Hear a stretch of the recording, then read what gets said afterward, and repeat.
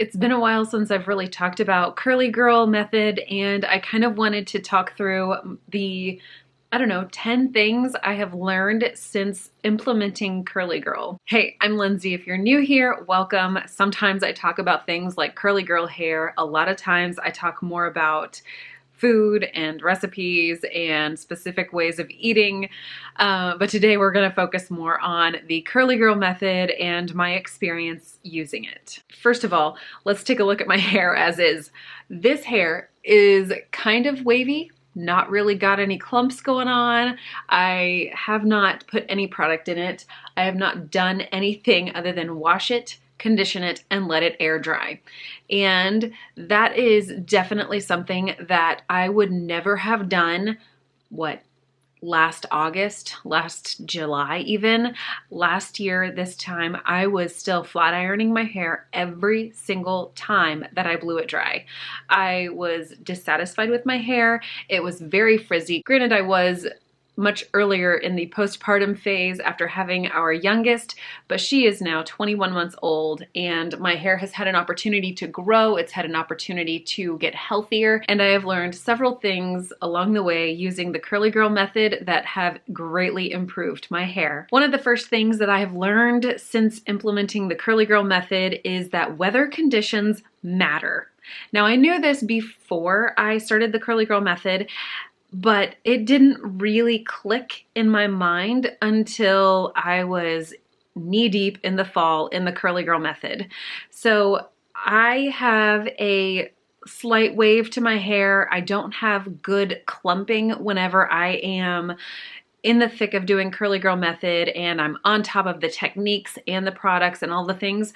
And this past winter, I kind of let it all, like all the techniques and things, slide because we live up in northern Wisconsin.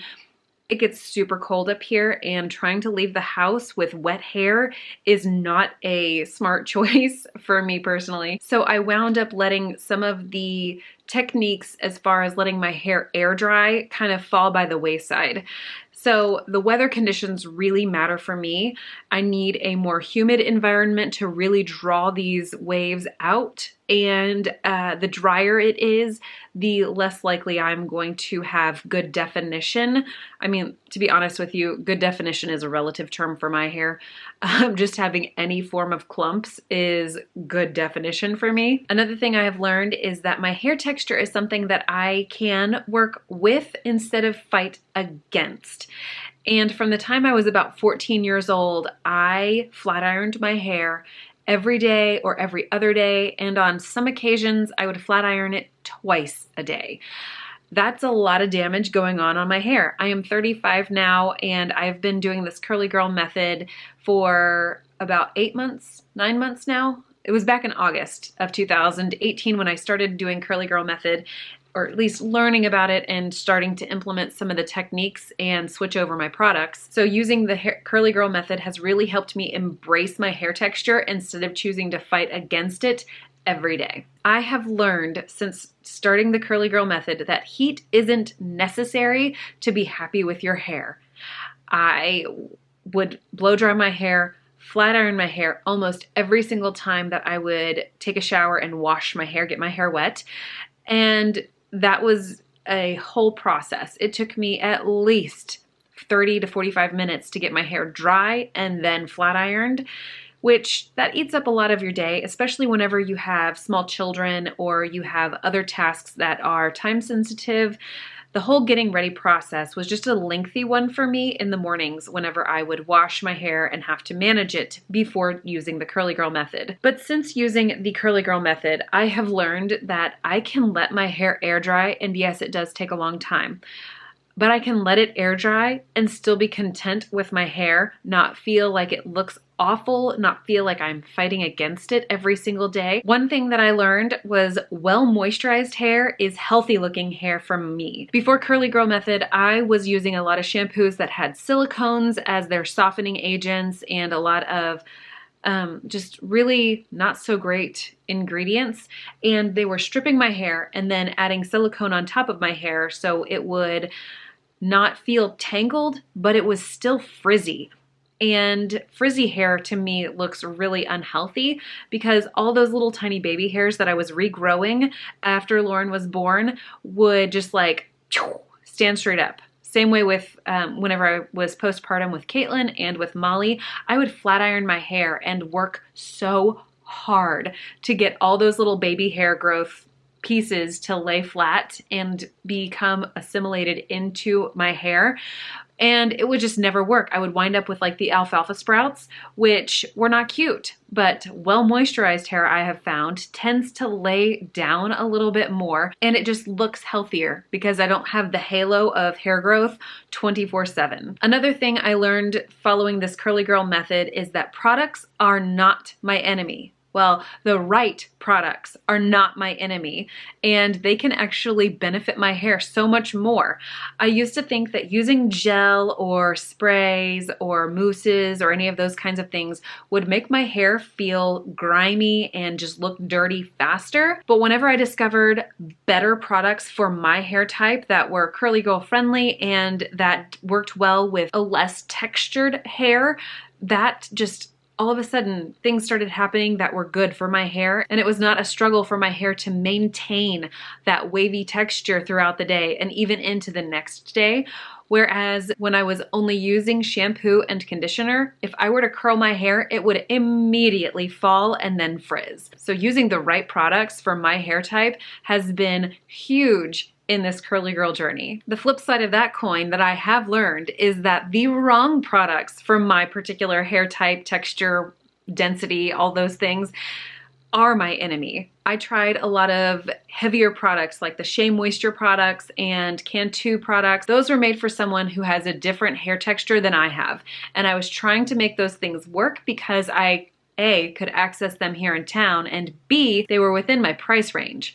So I really wanted those products to work out well for me, but because they weren't created with my less defined wavy hair texture in mind, they did not work well for me. Keeping in line with the products discussion, I learned very slowly that just because a product is curly girl friendly doesn't mean that it is designed for me. Clearly that goes right along with the whole like right products, wrong products discussion, but it was something that that just really struck me as something that I have definitely learned on this curly girl method process. Another thing I learned is that you can find good quality products for your hair texture no matter what your price range is. At the very high end, you can buy all the Diva Curl products. That to me seems very high end. It's very expensive in my opinion, and those will work well.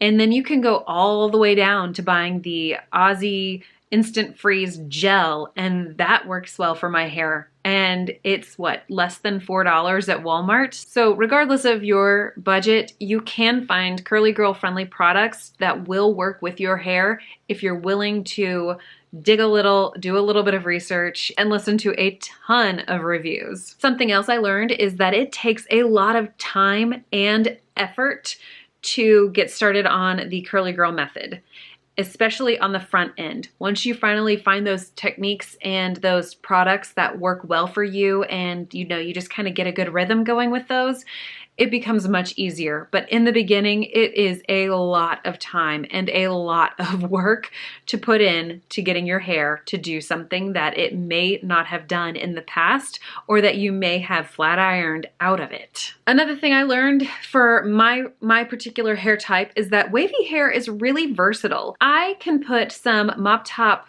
curly hair custard in my hair whenever it is soaking wet. I can squish that in, scrunch that in, really help to fully distribute that product in my hair.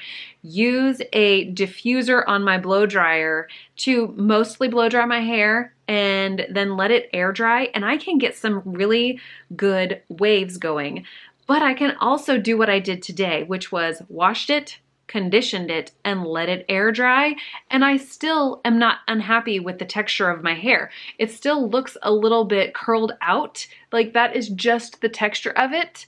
It didn't need any kind of heat to make that happen. It didn't need any kind of heat to look smooth. I don't know if like having the backlight, like my hair is not fuzzy. Yes, there is some wave to it, but I like that. I have grown to really love my hair's texture instead of trying to fight against it. As I said earlier, it's just opened up a whole world of acceptance of my own hair and possibilities for my hair. The last thing I wrote down regarding things I've learned using the Curly Girl method is that good technique is more valuable than a holy grail product. And what I mean by that is the more time that you spend fine-tuning the techniques, whether you are dumping your head upside down in the shower to squish all of the conditioner into your hair to form those clumps, whether you are diffusing the roots of your hair before you diffuse the ends of your hair, whether you are doing root clipping, just like all of these various little tricks and tips that a ton of other Curly Girl method experts, in my opinion, have shared, those are more valuable than getting that perfect product.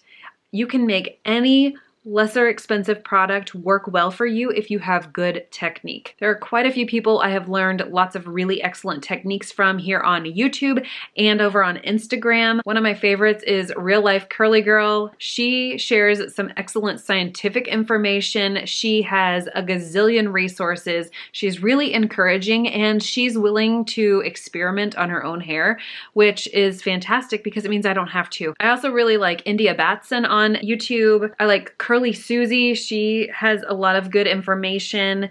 Who else? There was someone else that I can't remember her name. Athena Padilla. Athena Padilla. I can't remember how you say her last name.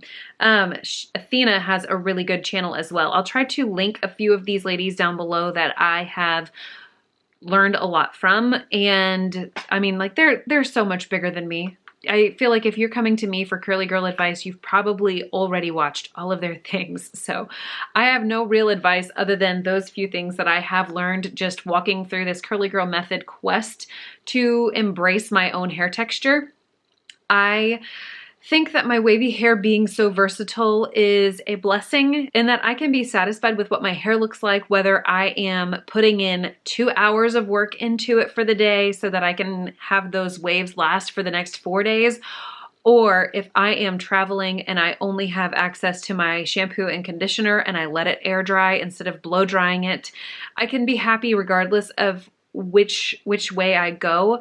And I know I've gotten some questions in the past as to whether or not I'm still whether I'm still doing Curly Girl. And I want to address that by saying I am still doing Curly Girl because I am still using only Curly Girl friendly products, and about 9 times out of 10 I am following through with the techniques they prescribe. And some days that means that my air drying technique, it has no product, no hold in it, and it's totally fine because I'm not using heat on it in a way that damages my hair. And then the other days that I really go to town and really work hard to get that gel cast going, that's Curly Girl too. So I don't think that the straighter hair that I am sporting today means I'm not a Curly Girl or using the Curly Girl method. I think it just means that my waves are a little bit they're more versatile for me and they can look totally different from day to day. I really appreciate you watching today and I hope to see you in my next video.